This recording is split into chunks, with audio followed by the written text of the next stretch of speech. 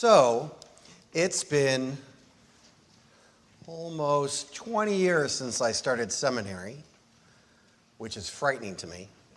I started in 2005, and one of the things we did was we did this identity exercise.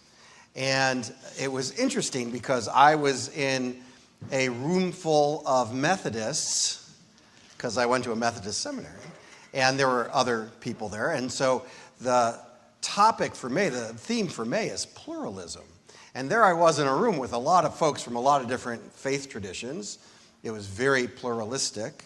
And I filled out this identity exercise, and suddenly I realized that it pointed to this one main thing, which was being Jewish, which I was shocked at, I have to tell you.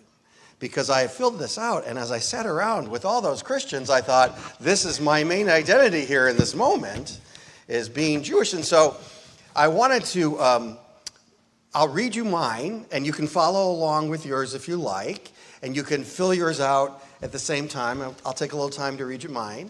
And I will, at the end of my reading of this, come along and see if there's anyone who wants to share theirs with us.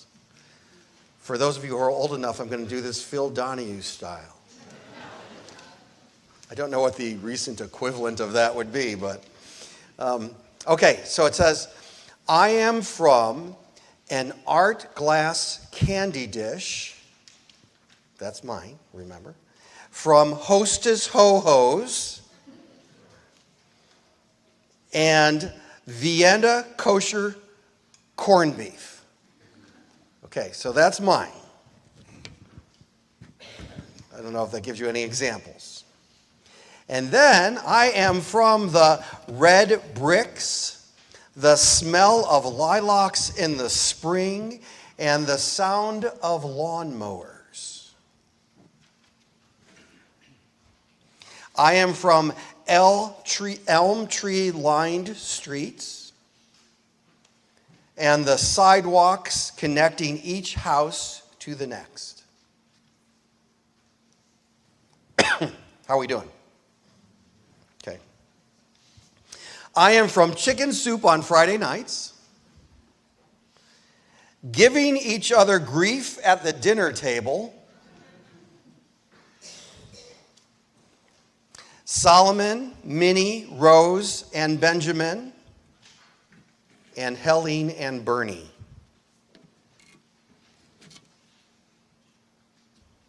I am pausing for those who are following with me. And for you following at home, as we play our game here. I am from the importance of education, being involved in your community, from you are the family rebel, to you should shower at least once a day. Which was especially said to me when I was 14. I am from Jewish and thousands of years of history. I am from Chicago, a proud Midwesterner. Anyone here? Yo. All right. Matzo balls and Sara Lee chocolate swirl pound cake. I don't know if you're picking up on the food theme yet.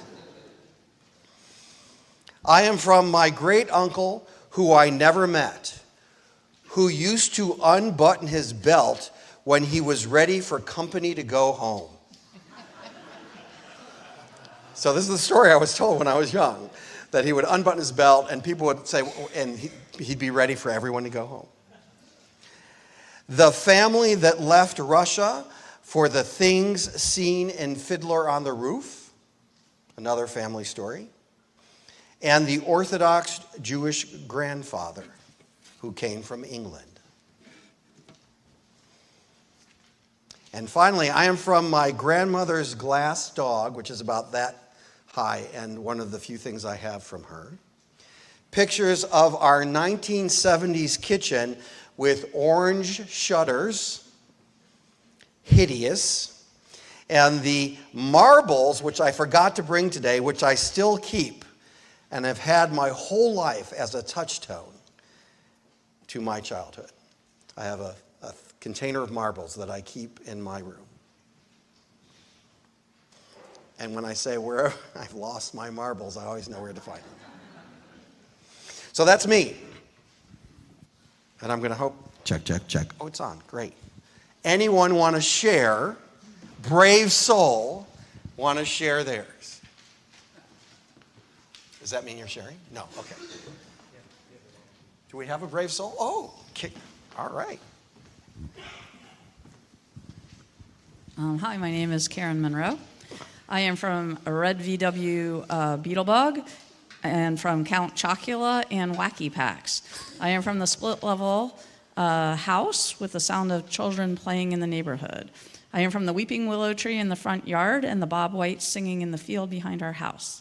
I am from making candy houses in December and stubbornness from Kate and the Stein family. I am from the reluctant to share emotions and striving from excellence. I am from, if you don't carry a comb with you when you go outside to play, you will never get married. And that was from my grandmother, my maternal grandmother. And you cannot take Algebra 1 and Spanish 1 in the same semester in junior high, so you must choose. I am from no religion, but I am culturally Christian because we celebrated Christmas and Easter, looking for Easter baskets. I am from Washington, D.C., family of 2 working parents on a street with all other mothers working in the home. And pigs in the blanket cabbage rolls and sprats. I am from the father who hitchhiked from Jacksonville, Florida to Washington State in the summer during his college years to work for the summer. And from the mother who was in a German work camp during World War II and escaped with her family to the U.S. to live in Stroudsburg, Pennsylvania when she was a young child. And from my brother who was a game developer and lives in the Berkshires. I am from paintings from an Estonian painter and family photos that my grandfather took that are divided among me and my 2 brothers and are now, along with furniture and other items that are integrated into our homes. Wow, let's hear it for Karen. Anyone else? Anyone else? Any other brave souls? Ramon. I am from the blue-green Mother Earth and the mahogany chest. I am from the mighty sequoia giant California trees and the state of the earth that gives us sunny, windy, and snowy days on the different seasons of life. I am from the shaken earth, the earthquake that gave us the necessity to be resilient and to create industries that rebuild the cities that welcome immigrants. I am from the fertile valleys and the mighty Sierra Madre, full of flowers and all types of animals that measure the changes in earth. I am also the person that smells the flowers and the breeze of the ocean, the Pacific Ocean, and the winding sea coast of the Pacific Rim. I am from the places full of various immigrants working in the fields, creating family, nutritious food. I am also a Judeo-Christian resident of planet Earth from the mighty Iberian Peninsula and the resilient Israel. I am a Unitarian by choice, and I love being in this community. You didn't write that last part down.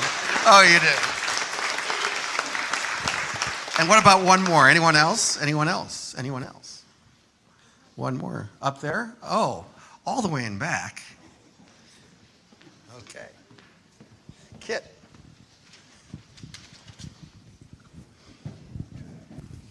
Kit Luder.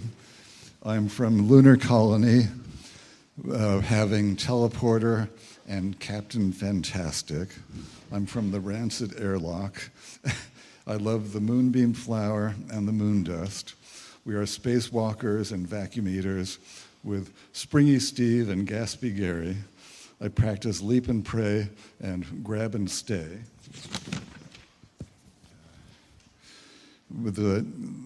We are space cadets and dream weavers. I believe in the unified field theory, and that to bow and to bend light will be our delight. I'm from Space Station, Citizen of the Galaxy, and I enjoy Tang and freeze-dried ice cream. I'm from the Mars. I have the Mars Explorer scraping rocks, and the Lunar Dune Buggy rider, and using air tanks as jet propulsion. My family stuff is at the Smithsonian Archive of my artifacts and rocks, including the photos of solar eclipse by the Earth. Very themed. Thank you. All right.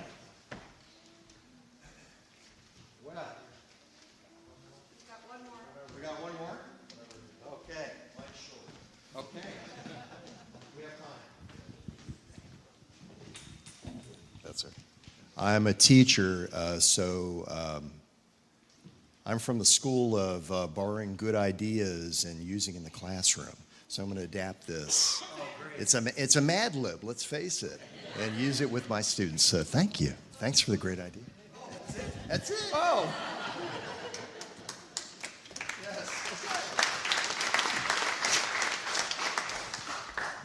Yes.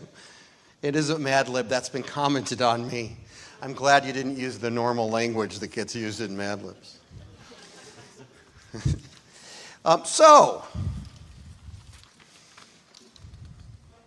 If we had time, we would hear answers to this exercise in this room that would be incredibly diverse, sad, tragic, happy, joyful, and amazing. The complexity of where we are from and how our identities are formed is truly an exercise in the similarities and differences of what it means to be part of the human family. All of us carry with us a wide array of factors that contribute to who we are and how we define our identities. I've often stated with a little bit of a wink that I'm a Unitarian Universalist, Jewish agnostic, mystic, post-Christian, Jesus appreciator. And that's certainly true. But of course, I'm so much more than that. I'm middle-aged. I know I don't look it, but I am middle-aged. I identify as male. I present as white. I am a baby brother, a son, a minister, a grandson of immigrants, a cancer survivor, and not least of all, a die-hard Chicago Cubs fan. Hey, it's a good thing we accept people here. It seems that in society nowadays, there is a significant tendency to become reductionists of those who analyze and describe complex phenomenon in terms of its simple or most fundamental concepts. We've become a country where so often the media we consume, the politics we engage in, are expressed through overly dichotomous terms.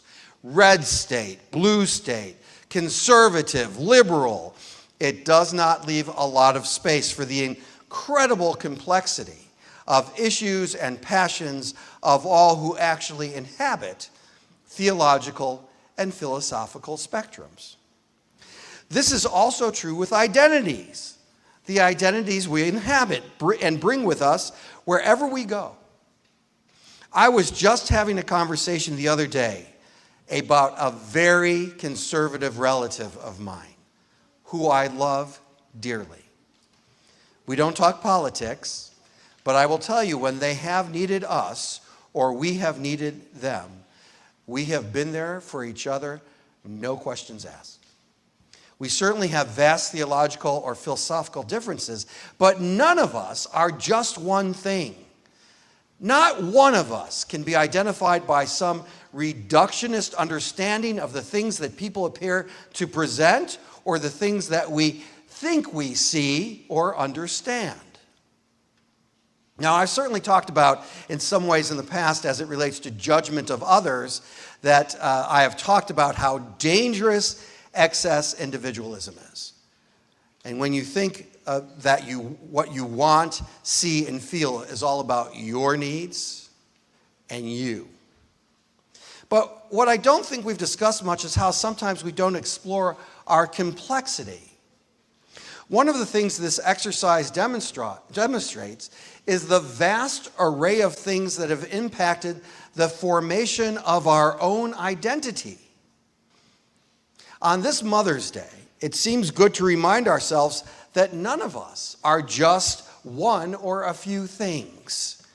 Each one of us, each individual is complicated and complex. We all have various gifts and challenges, and we all have formed layers. And no matter our age or stage in life, no matter what you think, we still all have, whether we like to admit it or not, growing edges. So here's the thing.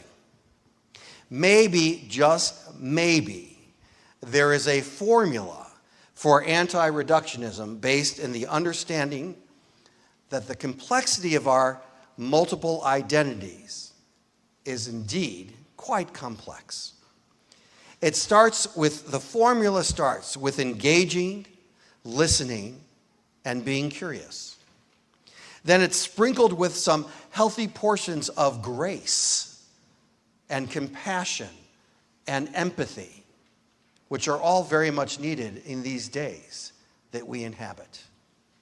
And whether it's something going on in this congregation, in Unitarian Universalism, the country, or the world, the more we complain and criticize or disparage by focusing our thoughts on a reductionist understanding of ourselves or each other, the easier it is to dismiss the complexity and abdicate our responsibility to the actual practice of this faith tradition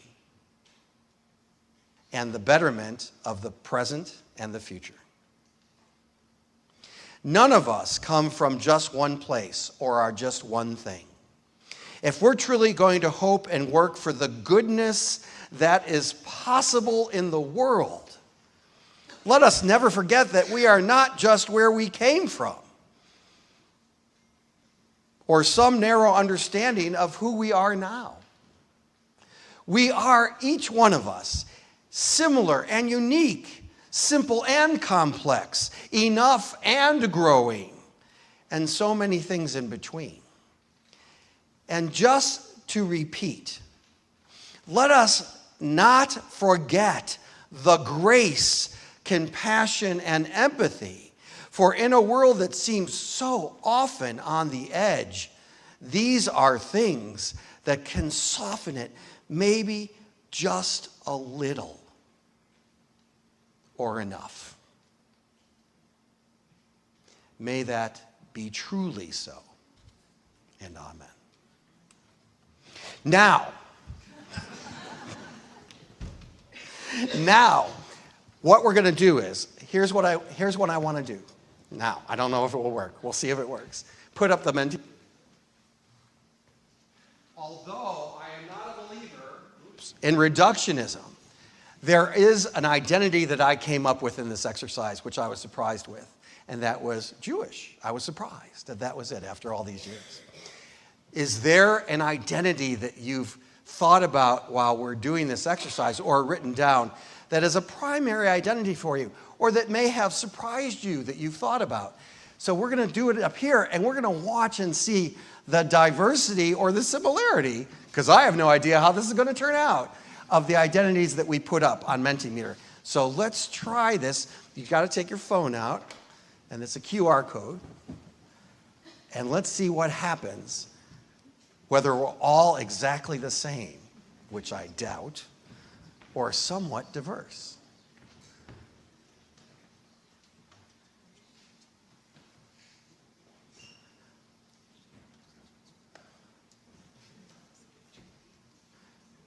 So interesting.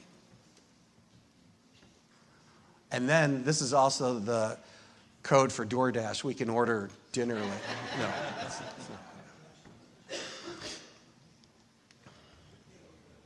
I think we should have done the choir and then the congregation.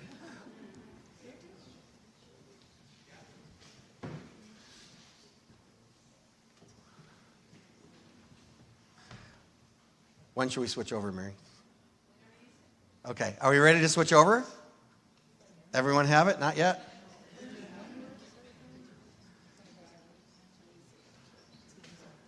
All right, here goes the Mentimeter. One word. One word.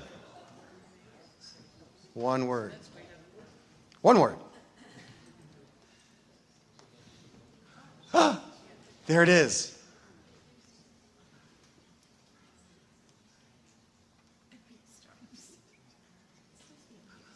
I want you to know that I, yesterday in a test, said Cubs center fielder. That was mine. Wow!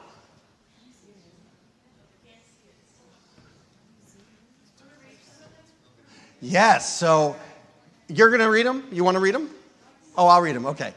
So, in the middle, of course, it's Mother's Day. So mother is the biggest thing so far, which means that more people said mother than anything else so far. And then dad, friend, white, teacher, woman, kind, musician, spouse, chartreuse. Interesting, I won't ask who said that. Middle-aged, agnostic, foodie, middle-aged, another middle-aged, differently, middle class, daughter of refugee, anxious, immigrant, books, interesting, vegan, feminist, nerd, creative, daughter, non-binary, northeast, open-minded. I would say this is a pretty diverse congregation. Wouldn't you say that? Baby koala.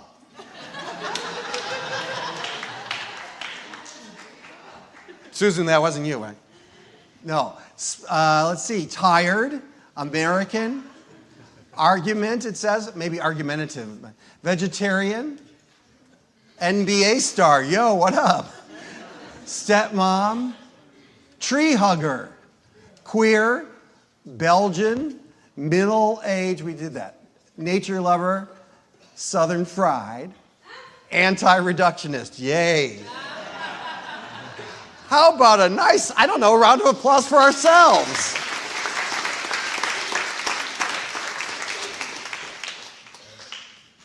Don't ever say that this congregation isn't diverse. We're very diverse in all kinds of ways. Amen. Amen.